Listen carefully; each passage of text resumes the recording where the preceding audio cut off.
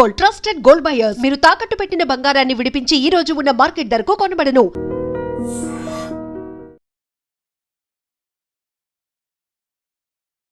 నమస్కారం, welcome to I dream. ధర్మ మార్గం విత్ విజిత కార్యక్రమానికి స్వాగతం.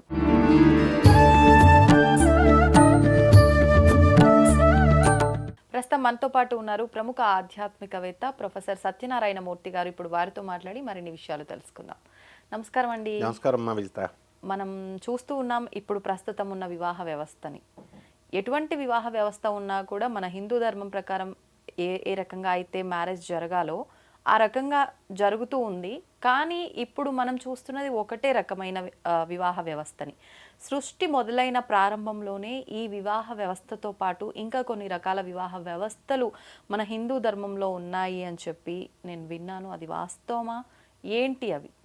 కరెక్ట్, నువ్వు విన్నది కరెక్టే అమ్మా. మనుధర్మ శాస్త్రం ప్రకారం మనువు మనకి వివాహ వ్యవస్థని ఏర్పాటు చేశాడు under the directions of lord Shiva. అప్పుడు అందులో 8 రకాల వివాహాలు ఉన్నాయి. ఒకటి దైవం, తర్వాత 2 ఆర్షం, మూడవది బ్రాహ్మం, తర్వాత ప్రాజాపత్యం. ఈ 4 శ్రేష్టమైనటువంటి వివాహ వ్యవస్థలు. తర్వాత అసురం, తర్వాత గాంధర్వం, రాక్షసం, పైశాచికం. ఈ 4 వివాహాలు కూడా ఉన్నాయి. మనము ఫస్ట్ వివాహానికి వద్దాం. ఆర్ష సాంస్కృతి వైభవం అంటాం కదా. ఆర్షంలో ఏంటంటే ఈ వివాహంలో కన్యాదాత తండ్రి వస్తాడు.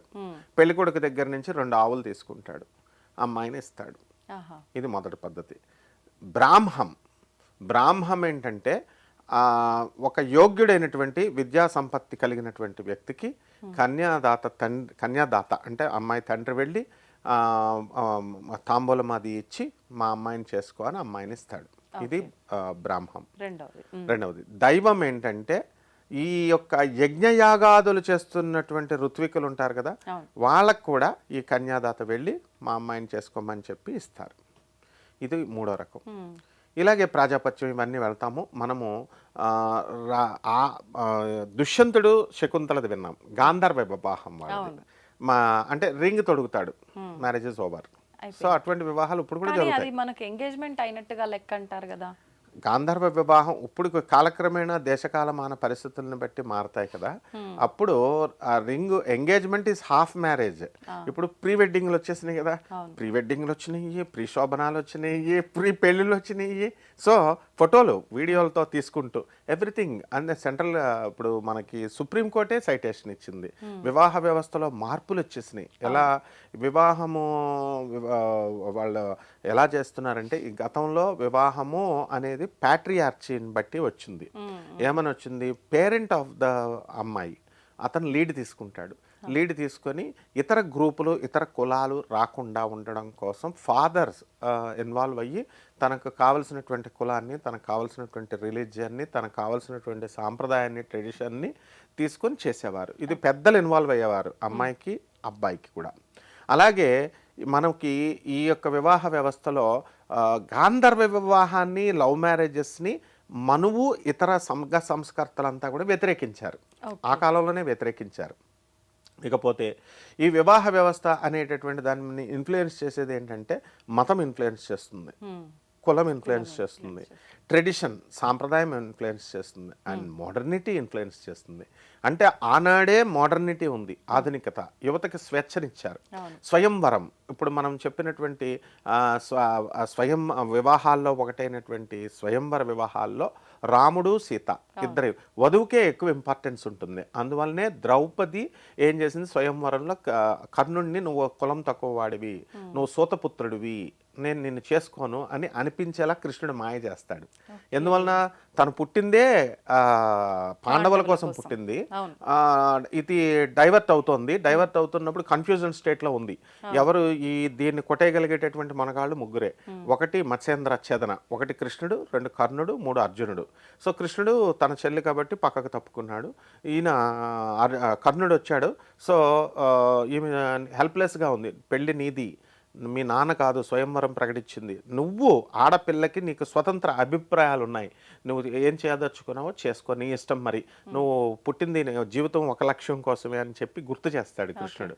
చెప్పగానే I don't want to marry you అని కర్ణుడిని చేస్తుంది. కర్ణుడు విత్డ్రా అయిపోతాడు. అప్పుడు అర్జునుడు వచ్చాడు.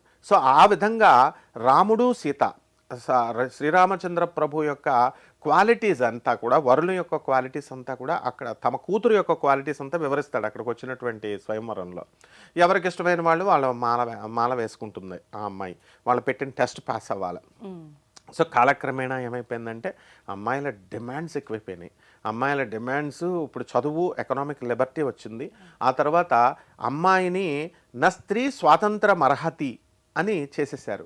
ట్రెడిషనల్గా అమ్మాయిని బంధించేశారు. ఎలా అంటే చిన్నప్పుడేమో తండ్రి సంరక్షణలో ఉంటుంది, వివాహమైన తర్వాత భర్త సంరక్షణలో ఉంటుంది, వార్ధక్యం వచ్చిన తర్వాత పిల్లల సంరక్షణలో ఉంటుంది. కాబట్టి తనకి పాపం సాంప్రదాయబద్ధంగా లిబర్టీ అనేది, స్వేచ్ఛ అనేది లేదు. ఆ తర్వాత ఎకనామిక్ స్వేచ్ఛ అనేది లేదు. భర్తను ప్రతి చిన్న విషయానికి డబ్బులు అడగాలి. So she is answerable. ఈ విధంగా ఉండేసరికి ఏమైందంటే అభ్యుదయ రాజా రామ్మోహన్ రాయ్ లాంటి వాళ్ళు వచ్చారు. అభ్యుదయ బెంటిక్ అని ఫారినర్ కూడా మనకు సపోర్ట్ చేశాడు. ఈ వివాహ వ్యవస్థల్లోనే లోపాలు కూడా ఉన్నాయి.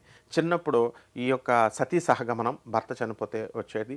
ఆ తర్వాత పునర్వివాహం, వితంతు పునర్వివాహం చేసుకొని ఇచ్చేవారు కాదు. ఆ తర్వాత ఈ యొక్క బాల్య వివాహాలు, ఇవన్నీ కూడా 1855లో మ్యారేజ్ యాక్ట్ అనేటటువంటిది చేయబడింది. ఆ తర్వాత ఇండిపెండెన్స్ వచ్చిన తర్వాత ఒక్క వరకట్న నిషేధం మాత్రమే చేయబడింది 1961లో. సో వివాహ వ్యవస్థలో ఉన్నటువంటి వరకట్న అన్ని ఇప్పుడు ఐపీఎస్ ఆఫీసర్స్, ఐఏఎస్ ఆఫీసర్స్ ముఖ్యంగా వీళ్ళు ఇంప్లిమెంట్ చేసి జనానికి చూపించాలి. ఎవరు కూడా నేరము, వీళ్ళు తీసుకోవడము, కట్నం తీసుకోవడము తప్పే, కట్నం ఇవ్వడం కూడా నేరమే, రెండిట్లకి. సో ఈ విధంగా మరి వాళ్ళు ఆదర్శవంతంగా ఉండాలి కాబట్టి అందరూ కూడా ఆదర్శంగా చేయడం కోసం ఈ యొక్క మ్యారేజ్ వ్యవస్థని వీళ్ళు అమెండ్ చేసుకుంటూ, కరెక్ట్ చేసుకుంటూ రావాల్సిన బాధ్యత మందే అనమాట. ఇకపోతే కొన్ని తెగల్లో ఉన్నాయి. ఎలా అంటే ట్రైబల్ ఏరియాల్లో భగినీ న్యాయం అని ఉంటుంది. అంటే హస్బెండ్ చనిపోతే కనుక మరిదిని చేసుకోవచ్చు. మరిది కొడుకుతో ఇక అదంతా మామూలుగా అప్పుడు అందుకనే అన్నాను ట్రైబల్ క్లాన్లో. ఎందువలనంటే ట్రైబల్స్లో ఎలా ఉంటుందంటే ఈ యొక్క అప్పర్ క్యాస్ట్లను వదిలేసేయండి. అప్పర్ క్యాస్ట్లోకి వెళ్ళేసరికి అడ్వాన్స్మెంట్ ఉంటుంది. సో అక్కడ కావాల్సింది ఏంటంటే అప్పుడు గుంపులో ఒక క్లాన్, ఒక వంశం, ఒక డైనాసిటీ, ఆ వంశంకు హక్కులు ఉంటాయి, భూములు ఉంటాయి.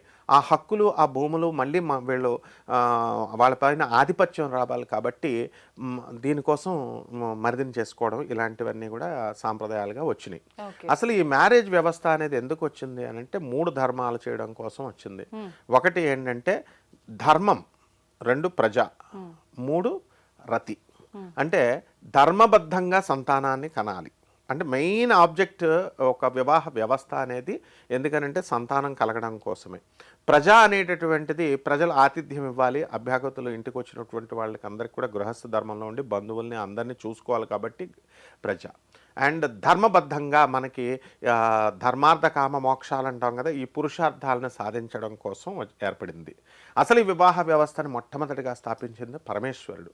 మనందరం కూడా ఒక కొండల మీద నివసించే వాళ్ళం. కొండల మీద నివసించేటప్పుడు అప్పుడు జ్ఞానం లేదు.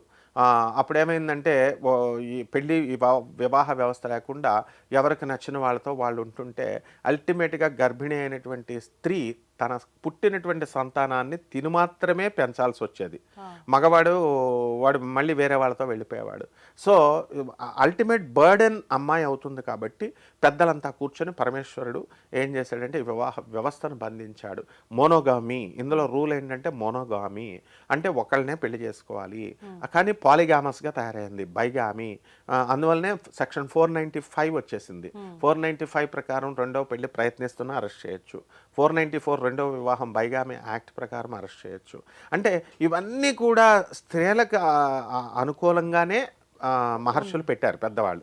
ఎందుకంటే స్త్రీ కొంచెం బలహీనురాలు, ఈ అబ్బాయి అనేటటువంటి వాడు కొంచెం బలంగా ఉంటాడు కూడా, వాడు ఎలాగైనా బ్రతకగలుగుతాడు అని. సో ఇలా ఈ వివాహ వ్యవస్థలో మనకి ఈ యొక్క మరిదిని చేసుకోవడము, సంతానోత్పత్తి ధర్మబద్ధంగా వెళ్ళడము ఇవన్నిటికి కూడా ఉన్నాయి. అందువల్లనే పురాణాల్లో మనం తీసుకున్నప్పుడు పేరెంట్స్కే మనము ఇచ్చేస్తాం. అయితే ఇప్పుడు ఆధునిక కాలం వచ్చేసరికి మాకు ఈ పెళ్ళొద్దురా బాబు అని చెప్పేసి యువత ఏం చేస్తుందంటే మేము చేసుకోమంటున్నారు ఇప్పుడు. అసలు మాకు వద్దు, మ్యారేజే వద్దు అని. ఎందువల్లనంటే కాలక్రమేణా ఇప్పుడు ఎఫినిటీ ఉండాలి. ఒక అమ్మాయికి ఒక అబ్బాయికి తనంటే ప్రేమ ఉండాలా, ఎఫినిటీ అంటే ఆ వాలిపోవడం అనేటటువంటి నేచర్ ఉండాలి. అది ఎవరు చూస్తున్నారు? ఎఫినిటీ చూడడం వల్ల. అందువల్ల mutual attraction, mutual confidence and mutual respect ఉండాలి ముగ్గురు మీద. పరస్పర అవగాహన, పరస్పర గౌరవము, పరస్పర ఆకర్షణ, పరస్పర కాన్ఫిడెన్స్, నమ్మకం అనేది ప్రధానం.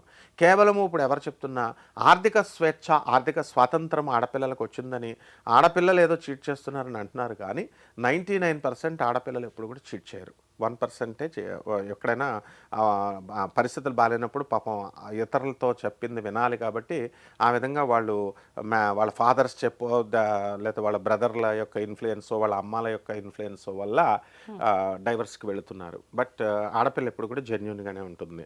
అండ్ ఈ యొక్క మగవాళ్ళ దగ్గరికి వచ్చేసరికి ఏమవుతుందంటే ఫోకస్ ఎక్కువ అవుతాడు. ఎప్పుడైతే ఫోకస్ వచ్చినప్పుడు బాహ్య ఆకర్షణలు ఉంటాయి. ఈ బాహ్య ఆకర్షణలు తట్టుకొని వీళ్ళు సంసారం చేసుకోవాలి. ఎప్పుడైనా సరే ఇద్దరు ఫ్రెండ్స్ మధ్య థర్డ్ పర్సన్ వస్తే ఎలాగైతే గొడవలు వస్తాయో వివాహాల వ్యవస్థలో ఇప్పుడు ఉన్నటువంటివి అవే జరుగుతుంది.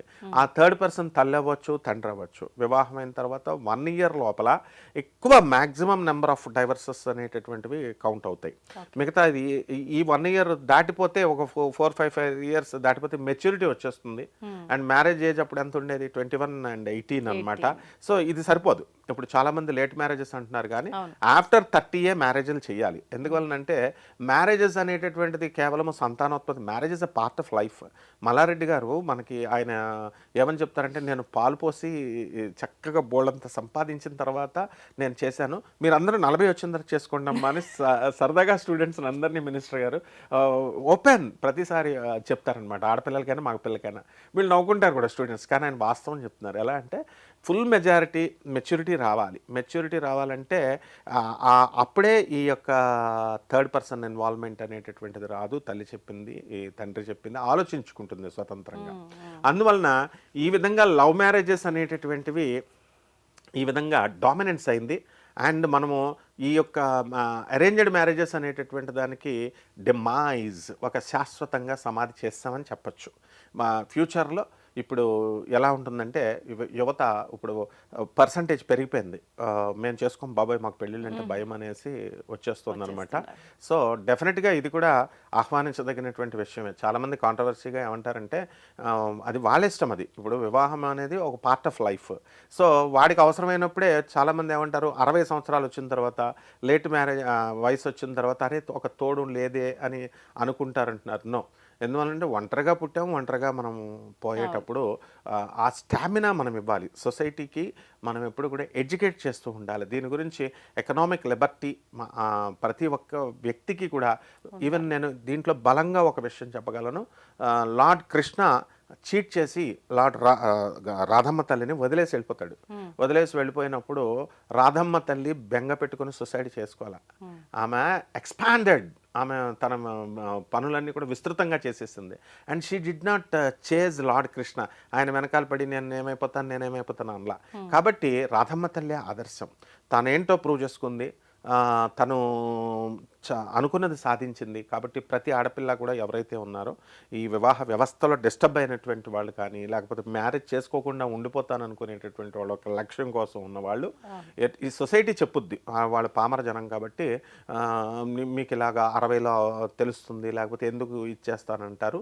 సో సుప్రీంకోర్టు కూడా సైటేషన్స్ ఇవన్నీ కూడా మనం హైకోర్ట్స్ ఇవన్నీ కూడా ఏం చెప్తున్నాయంటే, చక్కగా లెట్ దెమ్ లివ్. ఫస్ట్ మనిషి తన ఆశయాలను సాధించనియండి. సమాజాన్ని మంచిగా, సమాజం కోసం ఒక లక్ష్యం కోసం చేసుకోవడానికి వివాహ వ్యవస్థ పెట్టిందమ్మా. డిస్కరేజ్ అవ్వాల్సినటువంటి అవసరం లేదు. ధన్యవాదాలు.